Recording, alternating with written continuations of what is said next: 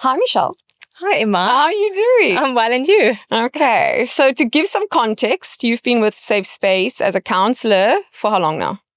Is it 2 years, 3 years? I think it's actually 3 years. Oh, wow. I know. It feels shorter, but it is 3 years. Yes. And you've been an amazing member to the team. Oh. You know, most of my clients that I refer, or especially the outside clients, you know, because you've got your own office and you're based in Paro.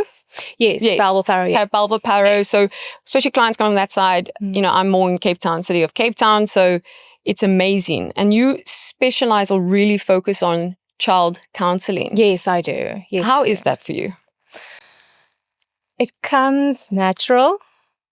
I never thought I would say this because you have to study. You study psychology, you do your honors, and you do some practical work and extra postgraduate play therapy certificates. Yes. But at the end of the day, if you don't have that really natural skill to work with children, how you need to make them feel comfortable. You need to make them feel safe and understand them and step into their little world. Yes. So for me, it comes natural. I work with children ages 2 to 17. Wow. I know. So much. Yeah, but I would say the most popular age group is between 3 and 8. Okay. Yes. Interesting. I know. But we're going to go more into that. Okay. And I know you're Afrikaans. Yes. And, you know, I'm English, but I think in the diverse culture of South Africa, there's 11 official languages. We have to learn from each other. I'm busy learning isiXhosa now. Oh, wow. From going completely English, I had to learn Afrikaans. Okay. So ons kan Mengels praat. So as if, jy weet, yeah, like I said, my podcast is going to be, we listen, we don't judge. So mense kan nie vir my judge nie as ek Mengels praat. So if you feel more comfortable, asseblief answer in Afrikaans. Okay. Dankie. So 3 jaar oud. Wat kan 'n 3 jaar oud? You know, mense dink, sometimes met my cliënte, hulle sê, my 3 jaar oud, they don't know what's going on in the house. You know, they're too young to hear mom and dad fighting, or if dad's drinking too much. That's such a trigger for me. Tell me. I don't know if you've ever witnessed this, but when parents argue, and I've seen this too, so when parents argue, the little ones, they tend to pretend that they're busy playing and they're not listening to your conversation. They're not making eye contact, they're just busy. And you think they're not listening, but they are. They're picking up on these words. They're picking up on your body language and your intonation, tone of voice, and all of these things. And they internalize it. So, yes. And how does it manifest? How does it show? When will a parent, maybe watching this, know, wait a minute, the divorce or the fighting with my husband, or that he's absent wife or whatever? What, let's call it symptoms. What behavior would they show that, okay, I should be worried? Because a kid is not going to go, mama, ex ongelukkig. No. Jy weet. So how will a parent know, you know what, maybe I should get extra help? How will you know, what are the signs that you could tell maybe the viewers that are watching? So from my experience, some of them act out, they withdraw, or they engage in inappropriate behavior. So inappropriate behavior can be, I want to say, almost like aggressive behavior too. Sometimes when they are feeling stressed and frustrated because they can't do anything about their situation, then they take it out on other kids, almost like in bullying behavior. So that's also something that can happen. But if you really look at that, you first need to look at the triggers. So triggers can come from emotional challenges and social challenges from my side and my experience. So social challenges can be example, the lack of certain social skills. It can be let's say having a low self-esteem, or and then emotional challenges are like anger, sadness, anxiety when your parents are getting divorced, when you there's a loss of a loved one, or stress. I get a lot of little ones with stress. They're experiencing this mostly at school and at home, but okay. Ja, very much. Wat is die grootste probleem dat jy sien nou in kinders? Divorced parents. Really? And you know what? This might sound strange, but if if parents decide and have decided 100% that they want to get a divorce, then I do appreciate it that they come to me before they tell the child. Okay. So that we can work on the right language and age-appropriate words to tell the child what's going to happen, how this is going to work, and then we can create like a little schedule of for 3 months.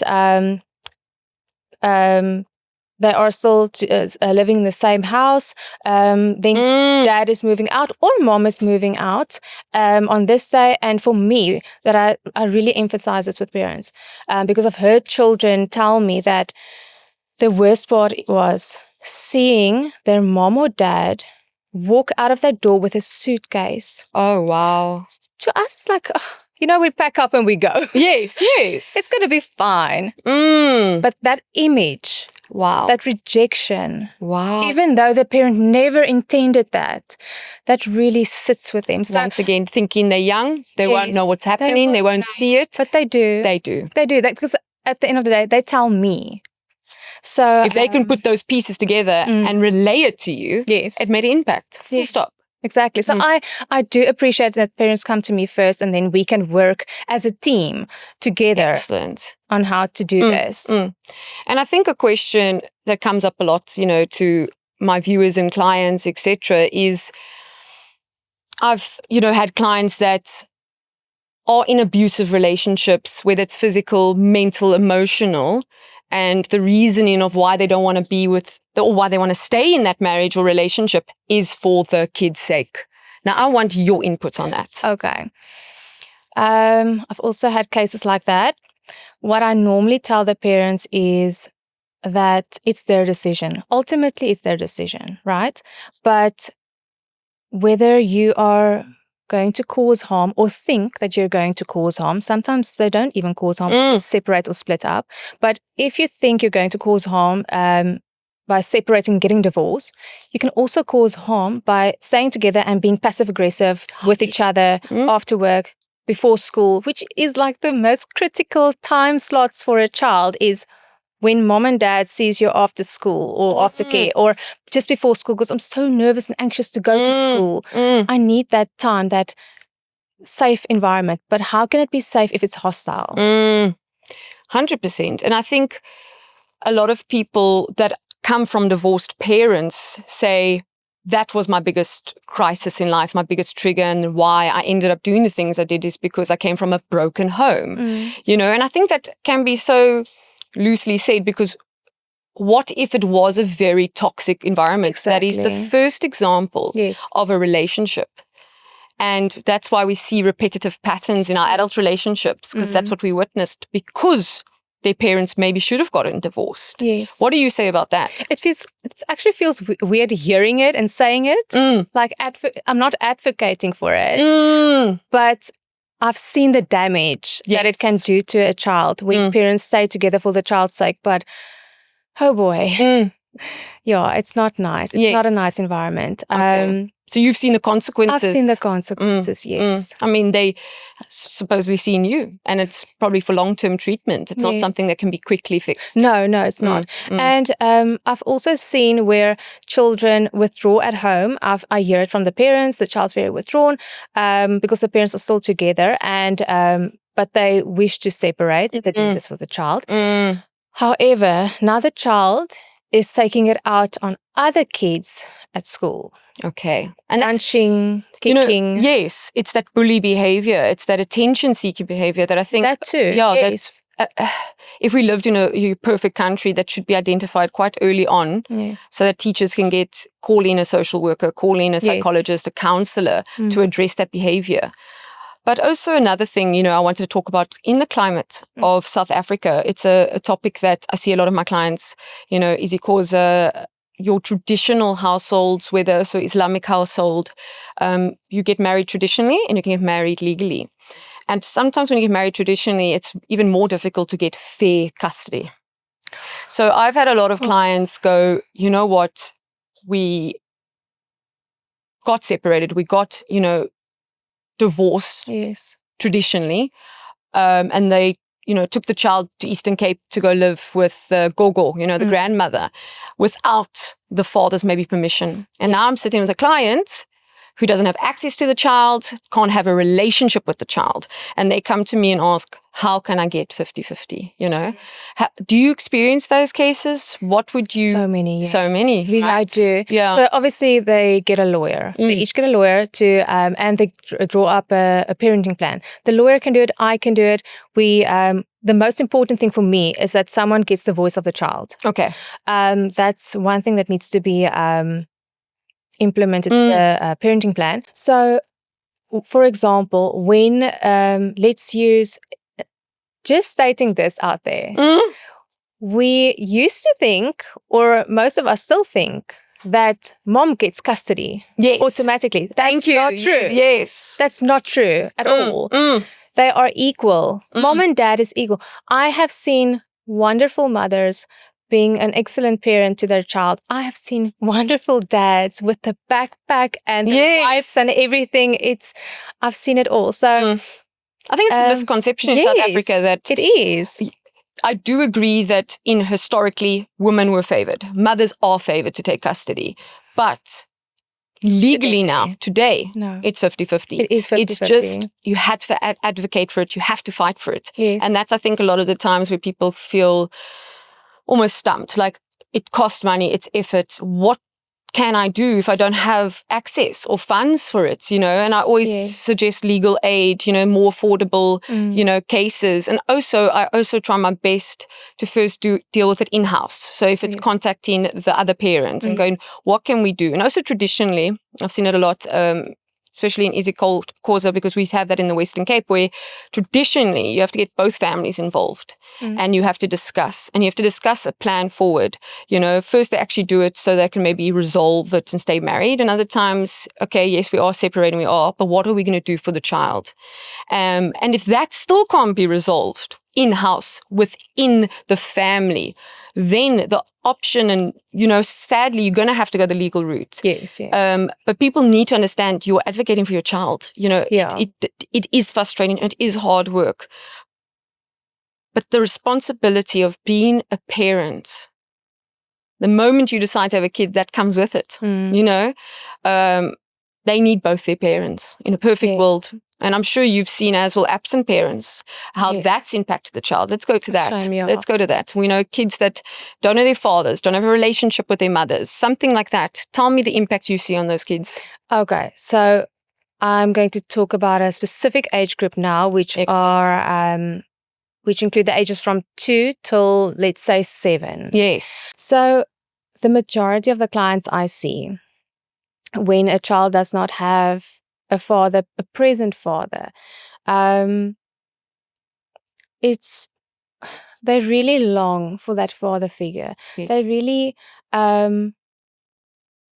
is it that masculine figure? Is it that? I do believe that. Okay. I do believe that.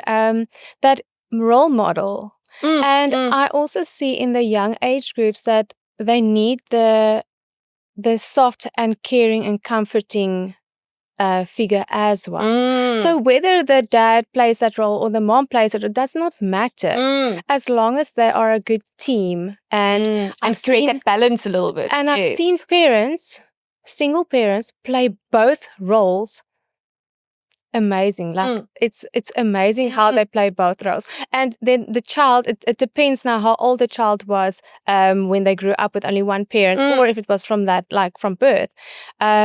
It's completely normal for them. They know no different. And they are very involved in household chores and tasks. Wow. And that helps. Yes, it helps. Makes them feel important. Yes, it builds self-esteem and resilience and all these type of things. Interesting. And tell me, this is now, the difficult thing. You're helping a child. They confide in you. You in a confidential environment, and ethics for us in this line of work is so important, really important. And now this child tells you something very alarming. Where does that now, how do you deal with that with confidential? When can a parent be involved? Or do you get the child to come to a place where they're ready to discuss it with the parent in an open environment? What do you do, and what do you legally, what can you do professionally, and what at the end of the day helps and you've seen in your professional experience? Interesting question. The child is my client. Mm. Therefore, anything the child shares with me is confidential unless the child's risk-taking behavior becomes more serious. If the child's life is in danger, if someone wants to harm the child, or if there's abuse, I feel like when it comes to danger and abuse, it's a no-brainer. You have to follow the route, go to the police, report it. We have a system. Okay, that's fine. But if it's things like bullying or risk-taking behavior, like I said, or sexual orientation, I'm guessing sometimes as well. Maybe if they are experimenting with sexuality or drugs or alcohol.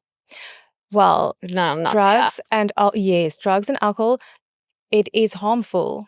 Okay, so therefore, that's where the line gets cut. I need to discuss. Okay. But when it comes to children, because I cannot connect with a child if they don't trust me. Yeah. So I need to make this clear in the beginning, especially to the adolescents. Obviously, the little ones, it's different. And I'm talking about, when I say little ones, I'm talking about 2, 3, 4, 5. Yeah.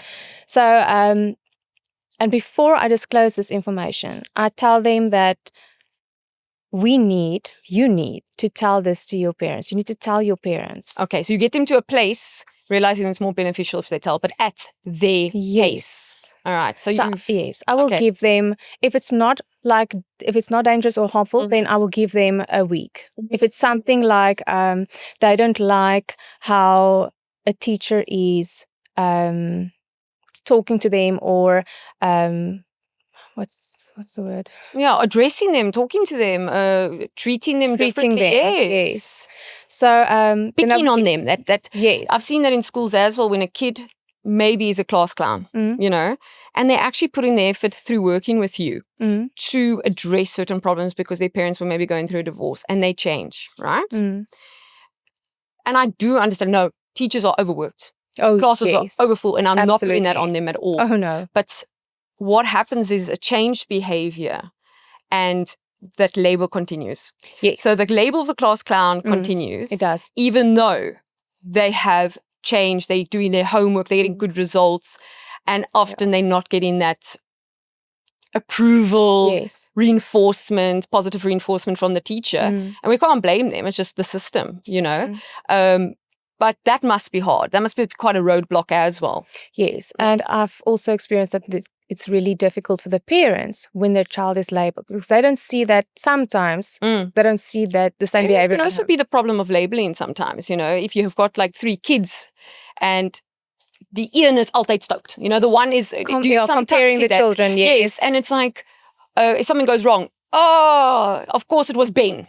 Where you Ben, you know?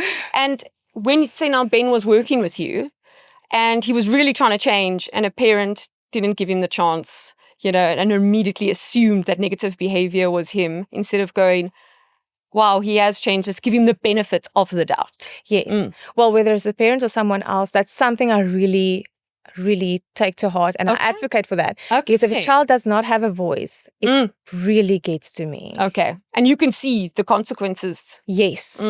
I do. All right. So I would always encourage them. I will actually sit with the child and help them with the wording. We will write it down. What do you want to tell mom or dad? How do you want to say it? And then they can write it, and I'll take out sometimes when so it comes. So you empower them with a voice. That's brilliant. And when it comes to adolescents, they use a lot of emotional language. So we have to take a little bit of the words. Yes. Erase a little bit. What do you really feel? Yes. That's a front. What do you really feel? Yes, exactly. And I love that you said this, because in South Africa, traditionally as well, the saying is, ek wil vir jou hoor, ek wil vir jou sien, ek wil nie vir jou hoor nie. And that comes down to having your voice taken away once again as a kid. You know, are you still seeing that in households where I want to only see you, I don't want to hear you. Your voice doesn't matter. I'm the parent, I'm the authority Yes, figure. Absolutely. Yes. Okay. And what would you say to that if parents are hearing this? Number one, we need to take into account that it's one of the things how could I say this? It takes away maybe their confidence? Or No, it boils down to culture. Mm. And a lot of South African cultures have this thing where the child is a child and I'm the boss of the child. Okay. So in many cultures in South Africa, I see this. Is it maybe also, if you can't have a voice in your house, how are you going to have a voice in this world? You know, how are you going to be someone that is independent and is an advocate for themselves? I love this question. I love this question. Okay. No, yes, I've seen this where the parents don't give the child the voice. The child must listen and obey and respect and so on. Yes. But they also want the child to stand up for themselves at school and so have a voice. But then they meet me. I am then the first and only adult in the child's life to give them permission to say certain things, but I help them. Yes, and I help them to practice these things, and they practice it on me, and they see, oh, she doesn't have any reactions. She's not angry. Maybe I can try this next time with another adult. And you know, another thing that I saw and I've been seeing is conflict resolution. All right. We've already identified that our first interactions is with our parents or guardians. From infant, it's going to be with a guardian or parent. That is our essential. It's our first, blueprint of what it should be. And speaking also from experience myself is I never saw my parents have a fight. Me too. You know, that to me, never. I've now in this line of work that we're in, right? You realize actually how bad that is.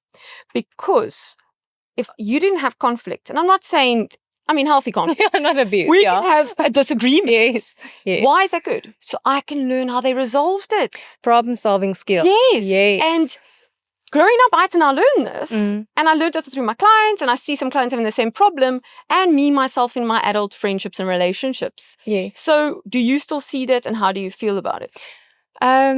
So I was raised the same way. I actually have a lot of respect for it, for myself and the way I was raised. But if I think about it, I really think about it, I was a really shy and sensitive child. So I was sensitive to anything that I wasn't exposed to the real reality. Yes. I was not in a bubble, but I was protected, which is, 10 out of 10 for my parents. Yeah. But I had to learn at a later stage. And you can have a very, sometimes your voice isn't found then in friendships or relationships, because I'd rather not say how I feel because I'm going to hurt their feelings or I don't want to create conflict. Yes. So that is something as well, I wanted to say also to the viewers and parents is that when conflict happens as a couple, it's okay in a disagreement because it's also okay because you need to show the kids that this is normal. Yes. This is okay. No one's perfect. Yes. And how you resolve that. And also, how you respond to it in that moment. So I normally, when a child tells me their parents are fighting and arguing a lot, I will tell them, where's your safe space at home? So is it in your bedroom? And I need to be specific with kids and little ones. I need to say, is it in your bedroom? Is it when you play with your toys? Is it on your bed? Is it when you play games on your phone? Whatever the case may be. And so I need them to turn around and go to that safe space. Okay. So I know a few years ago, everyone said, put some headphones on and listen to music while parents are arguing. That doesn't help. That's avoidance. They tell me it doesn't help. That's avoidance. And that can actually be cause love avoidance, avoiding certain things and conflict and conversations because you've always put on your headphones, Yes. But I do prefer them to go and remove themselves from the situation and go to a safe space instead of going in the middle of the two parents and trying to save this and resolve it. That happens also a lot of time. I think we also see more if it's a very hostile, toxic relationship and a marriage where it's should lead to divorce. My priority is to make sure the child is safe. Okay. I'm sorry. Yeah. They need to be safe. And that's why you're good at what you do. And one last thing I also wanted to say was, I saw this article and I'm a little bit 50-50 with it, So, like I said, this is unfiltered. We listen, we don't judge. We're just talking. And the thing I saw was a parent being able to acknowledge when they're wrong and apologizing. So, for example, and I saw this beautiful quote, parents are doing life for the first time as well.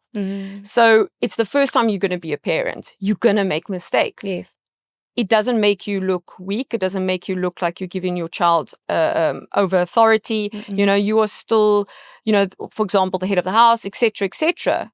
But if I yelled at you too quickly and it actually wasn't your fault, our parents going, you know what, I'm sorry that I did that. It was uncalled for. Yes. You don't see that. I do. Do you? Yes. Does it help? Does it work? Yes, it really, really helps. Was this before or after you had clients and gave them advice? Before and after, during, it doesn't matter. Have you seen households where that doesn't happen? Can I tell you why? Sorry, can I tell you why I say before and often during? It does not matter what I say. Because if you react and respond in an aggressive way, it basically boils down to the fight and flight response. You're not thinking clearly. Oh, yes, of course you are thinking, but you're not thinking really, but it's based on emotions then. So whether I tell a parent to speak to their child calmly and never yell at them, we're human. It's going to happen. I need to make sure the child knows how to handle it the next time it happens. And this is tricky because when we talk about young children, you can help a young child or a little one to how to respond next time in this situation. But when it comes to young children, they can actually apply it in that specific situation. But now next time, it's a different situation, different context. Yes. But so they take it very literal. And they cannot apply it. Yes. Okay. So mom was standing on the left side and dad was sitting on the right side and they were saying this and this. I'm going to do this next time. Okay. Oh, goodness. They were standing on opposite sides. What am I going to do now? Yes. It's not the same. Interesting.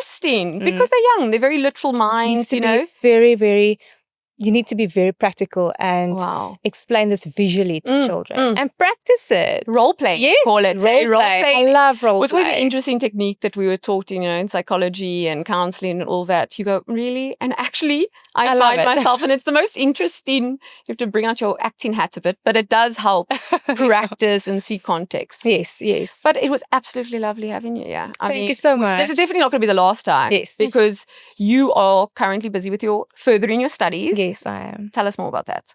So I'm doing my MSc in neuroscience. I'm focusing more on neuroethics. Wow. Yes. Break it down. Break it down. Okay.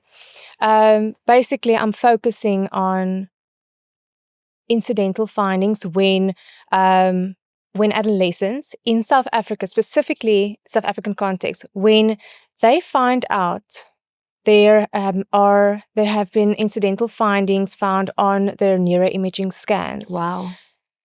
You must take into consideration the right to know how to tell an adolescent compared to telling an adult. They're very vulnerable. Want to know? Yes. Do they really want to know? Or do you tell the parent first? Or how do you go about? Because the child has a right to know. However, do they really want to know? So I want to hear from them. How do they want to be told? How? So this is something that I will do interviews and focus group discussions with them. All right. Yes. Well, then even more so to have you back on to give us your findings. Yes, absolutely. Yes, please. And having you part of Safe Space Therapy, the team, I think people need to understand Safe Space Therapy isn't just you are so individual in your methods. There's no right or wrong. Obviously, if you follow the ethical and the professional boundaries, but you are your individual. What your strengths are, your methods within your practice is so important. Yes. And it's just been part, I think, of a greater cause, which is Safe Space Therapy. That's why I started it, so everyone just had an umbrella, I suppose, and to feel supported in a world that, where do we get help? Who can we talk to? Who can we bounce ideas off? And that was really the point. And I actually love it because you cannot connect with a child if there's no safe space. Yes. And that's, the podcast is called Safe Space, my business, and I don't even know. And now every time I watch a movie and they go, this is a safe space to talk. And I'm like, brilliant.